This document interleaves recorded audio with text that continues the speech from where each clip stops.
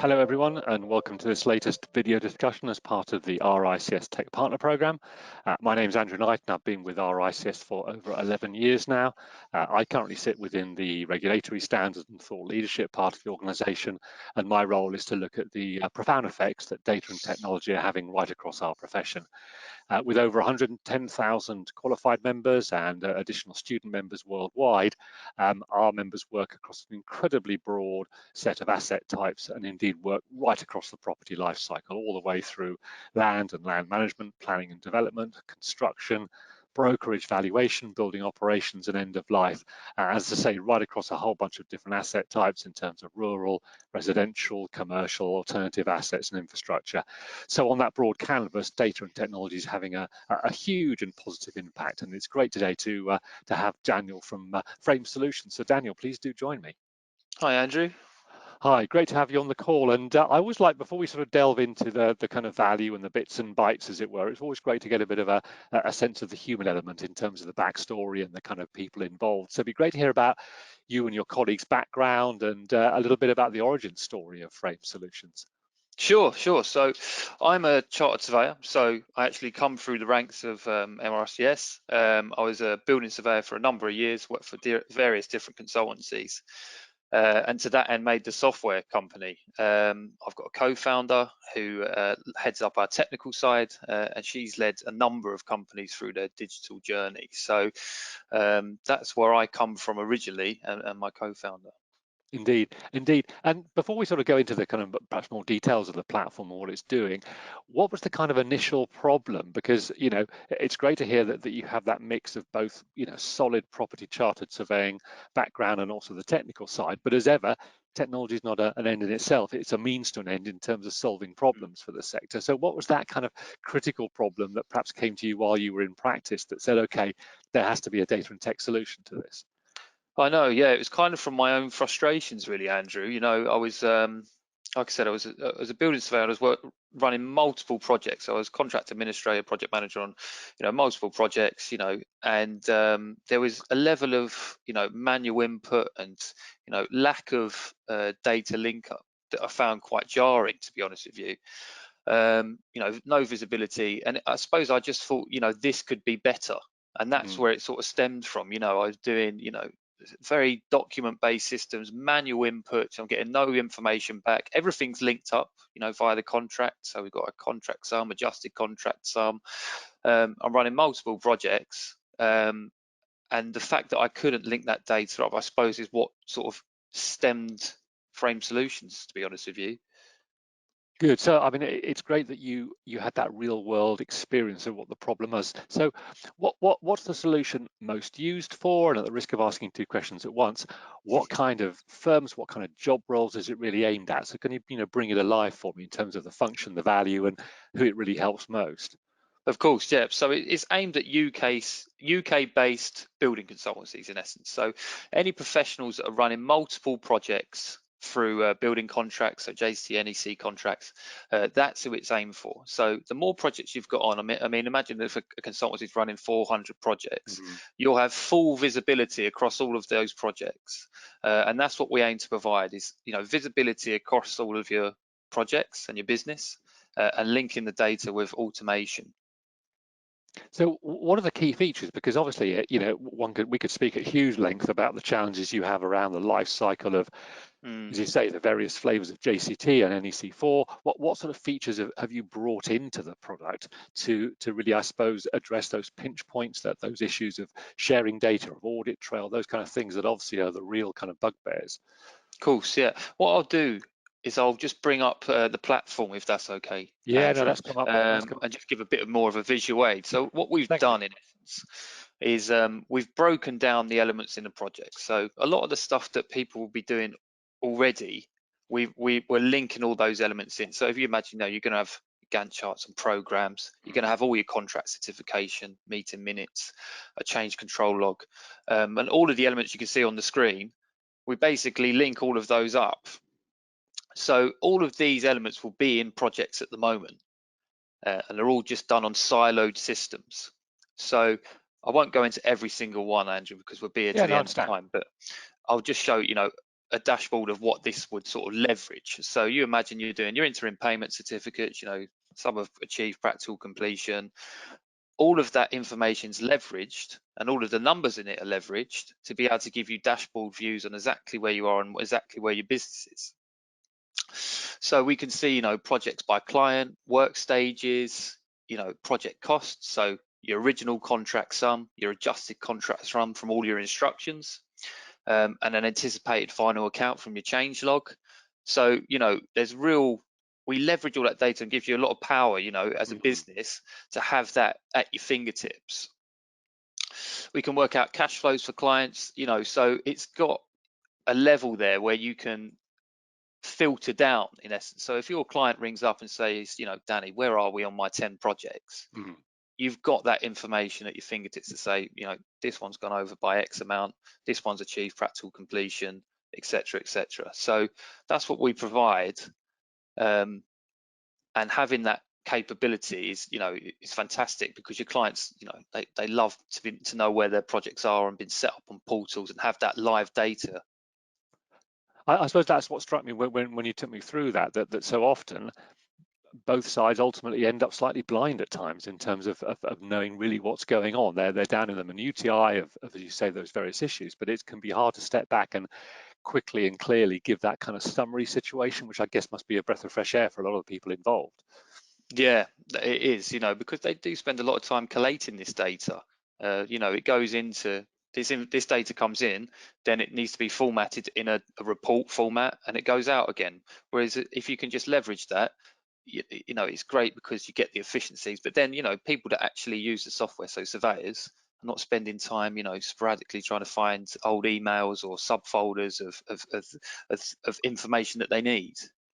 I suppose that does echo such a common trend where data and tech is working really well, is it's not replacing human beings, but it's simply taking away some of that drudgery, if I can express it like that scrabbling around for information, and actually takes them away from doing the professional piece, the value added, where they're actually adding the real value, and almost makes these administration tasks go away to an extent.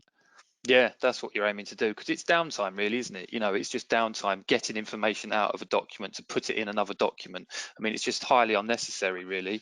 And what we try to do, Andrew, is we've got a lookalike system, is what we call it. So it looks and feels like what they're used to. So, some of the templates that you can load in there, it's just leveraging the data out of those templates. So it's not sort of this behemoth of multiple drop downs and, it's all very complex. It's just getting that information that you need and laying it out very clearly and automating that process. So in some respects, I mean, you presumably were working on a variety of systems when you were in practice. What have you done that in your view is kind of different from the kind of software that's out there? Because there's obviously lots of tools out there, and that can also be one of the challenges for our profession, is seeing the wood for the trees. But what have you tried to do to be not so much distinctive for the sake of it, but distinctive in a way that really does solve the problem in the simplest way possible? Yeah, I think there's a few things that go into that really, Andrew. We're obviously homegrown, so I've come from the industry, and the processes that we do use in the industry can be quite, nuanced, and I think other software companies have struggled, to come over and make these sort of huge monolith systems where everyone has to be on the system, and it doesn't work unless someone's, you're all involved. And what we've tried to do is make it very easy for how these building consultancies work at the moment, and the methodology that they use, and fit into that methodology the best we can. So not everyone needs to be on the system, they can be, but there's a lot of flexibility. I think our key thing that we try to drive is flexibility in the system really. So you can save your data anywhere. You can save it in Word format, PDF, Excel. It's fully compatible with Primavera 6, MS Project. There's so much flexibility in the system, which I think is a huge selling point for us, is because it's not this monolith system like you spoke of.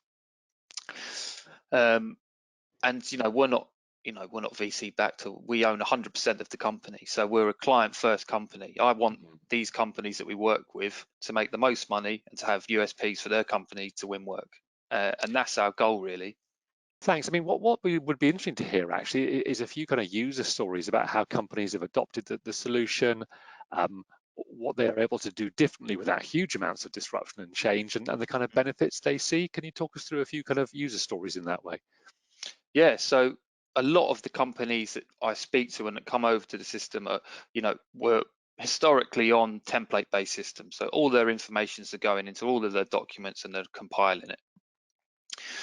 When they come over to Esther, the look and feel of the system will be very similar to what they're used to. So it's not a huge step for them, but you can leverage the data.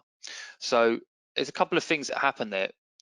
We've got about a 6 to 8 times multiplier on return on investment from efficiency gains. So every pound you put into the software, you're getting a large amount out. They get the USP, so they love the live data, and now they've got a digital offering as well to their clients to win more work, to say, I can set you up on a portal, you can have a live dashboard there, or you'll come on our change control log and we can agree changes that other companies won't be able to provide. So they've got a leg up there as well. So they're the two main elements, Andrew. We also have a full implementation plan. So we take them through their digital journey as well. It's not just a set and forget, there's a software, see you later, good luck with it. Yeah. There's hand holding there as well, there's a consultation. So now you mentioned there that critical kind of return on investment, the kind of thing that when you're sitting opposite the finance director, you need to kind of justify there. And I guess it's interesting to kind of talk about what we somewhat describe as the kind of democratization of data and technology, because as you know, the vast majority of surveyors are working in small to medium-sized practices. They're not all working for very, very large firms. And obviously data and tech has to be both technically accessible in terms of easy to use, but also from that kind of cost benefit perspective, they want to be able to use this software at a reasonable rate and clearly be able to show that actually there is a return on investment, that they're not just buying tech for tech's sake. So as you kind of alluded to some extent, how do you kind of work with a prospective customer to say, well, let's look at how we can make a business case for this, where the numbers add up, to use the cliched phrase? Yeah, absolutely. I totally agree that there's some, companies, it's tech for tech's sake, isn't it? And you need to, you're telling them, A, this is the tech, and C, this is what it's going to produce. But I think a lot of companies forget the B, how are we going to get there? And we take them on a journey of real world examples of how that's actually going to happen. So this is how much it costs. This is your processes at the moment. So we do a little bit of sort of capability mapping, what are your holes? What do you want to improve? And then we quantify it, like real world figures of how that's actually going to take place and how we will implement the software. So it's a full journey, which, I think some people, this is the tech, this is what it does, you work out the middle bit, but we really, really drill down into how that's going to work, and the implementation plan will fit into that. And we'll say, this is what we're going to do, this is what training we'll provide, this is what you need to do, and it's a full hand-holding experience all the way through till they've gone company-wide. And I guess some of that probably has to address other parts of their supply chain, where you've got so many participants that, as you say, although they don't necessarily need to join in totally, presumably you need to think of that bigger kind of ecosystem, to use the jargon, of people that they're working with as well.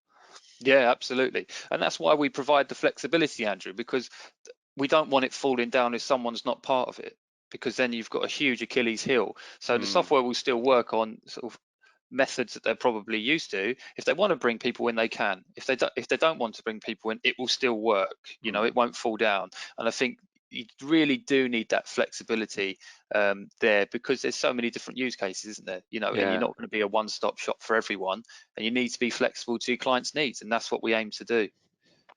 So I mean, you've been in the privileged position, I guess, to see sort of digitization of the sector from both sides, from being embedded in it in practice and now being a vendor to it.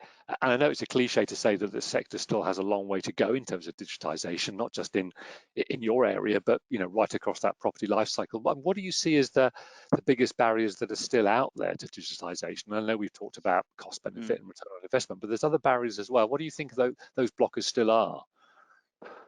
It's difficult, isn't it? I mean, it's obviously a very large industry and there's a lot of different blockers that go into it, Andrew. But what I do think is that it's been put at the feet of our industry for too long, really. I see it more of, the software companies and not the industry. I think that if there was a clear benefit and that people could bring people through a digital journey and handle all of their objections, we would see a better uptake. If we could say, we're going to save you X amount of money, or this is what your company will do that other companies can't do, and because of this, X, Y, and Z, then I think we would have better digitalization. But I think it's sort of been put at our feet. We've expected to been adopt it. We haven't, because we haven't seen the benefit as much. And it hasn't really changed. Now everyone considers construction to be a very hard market to get into. So that's my view on it, to be honest with you, because I don't think, obviously my co-founder has gone through digital journeys with a variety of industries. And I'm yet to see a company that wouldn't embrace digital if it didn't benefit their company. Indeed. So I suppose it probably highlights the fact that actually this kind of tech for tech's sake, tech firms without that real domain expertise that you've got in terms of your practice experience, that perhaps is part of the solution, that we genuinely need these kind of hybrid vendors that have both the technical expertise but that real deep knowledge of the sector, because it's a cliche to say that you talk their language, but you do genuinely need to understand the sector to be able to really both build and deliver these solutions, don't you? You do, and it takes a long time, Andrew. I've done a 4-year degree, and then I was in practice for a number of years, done my chartership. That is a long amount of time, and I still get very technical questions. People ask me, where's the loss and expense going to go? And if you don't know that, I mean, dread to think you're going to have to explain that to a software developer. It's going to take a lot of time, and there is a bit of mismatch there. So that does give us an advantage. Of course, it does. But I also think, that companies need to listen to all of the stakeholders in the organization. So a lot of the times they may just think of the MD, or he will want to save money, so we'll focus on that. But you do need to look at the guys that are using it. Will they use it if it's making their life better? We always say, what's in it for me? What's in it for them?